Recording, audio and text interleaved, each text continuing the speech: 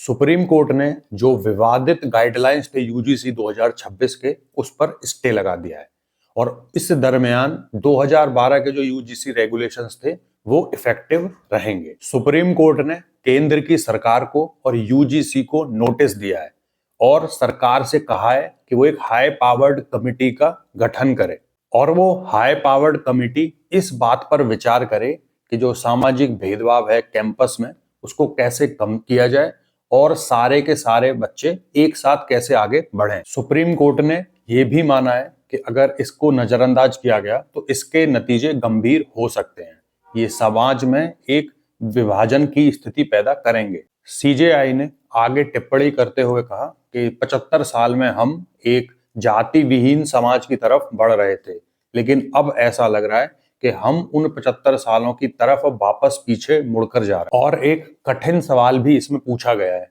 कि अगर सामान्य वर्ग के किसी भी छात्र के साथ अगर कोई घटना होती है तो ये रेगुलेशन में कोई भी ऐसी नॉर्म्स हैं जहां पे वो उसे प्रोटेक्शन दिलाएंगे। यही वो वजह है जिसकी वजह से इसका सबसे ज्यादा विरोध हो रहा है। इसमें ये बात भी सामने आई पिटीशन में कि भाई जो कास्ट बेस्ड डिस्क्रिमिनेशन है वो सिर्फ एक ही डायरेक्शन में माना जा रहा है, जबकि कास्ट बेस्ड डिस्क्रिमिनेशन किसी के भी खिलाफ हो सकता है।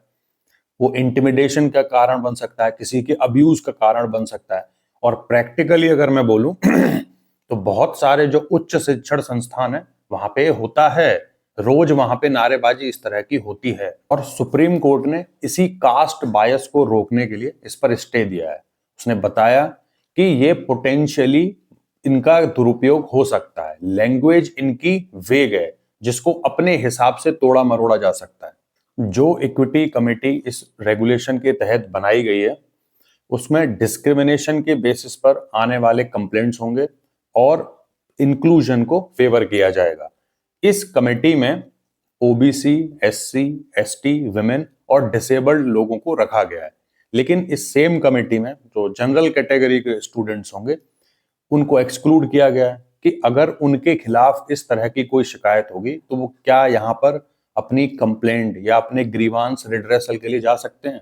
जस्टिस बागची इस बात पर काफी ज्यादा कीन थे कि यूनिवर्सिटीज में कैसे इक्विटेबल और इंक्लूसिव एटमॉस्फेयर बना के रखा जाए। तो एंड में कि जो सुप्रीम कोर्ट ने जो अभी ऑब्जर्वेशंस अपनी दी हैं ये काफी वेलकमिंग है और इनको करना भी चाहिए, क्योंकि डिस्क्रिमिनेशन को या कास्ट बेस्ड जो डिस्क्रिमिनेशन है सोसाइटी में उसको हर तरफ से देखा जाना जरूरी है, ना कि सिर्फ एक साइड से।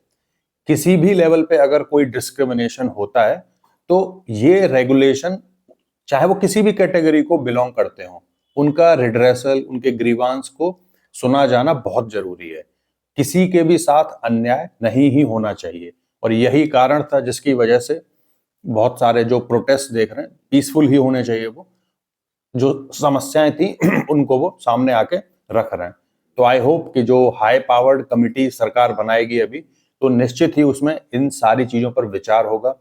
जो लैंग्वेज बहुत ही वेग है उसको मतलब बिल्कुल ही एक्यूरेट किया जाएगा और सबसे बड़ी बात कि इंक्लूजन सबका इसमें हो जाए, किसी के भी साथ ना कोई दुर्भावना बचे।